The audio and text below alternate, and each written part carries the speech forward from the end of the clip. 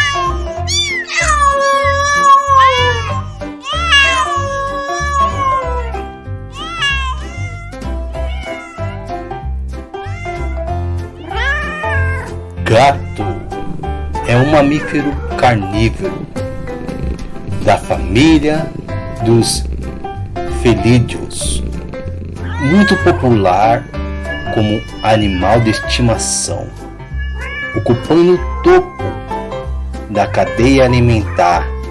É o predador natural de diversos animais, como roedores, pássaros, lagartixas e alguns insetos.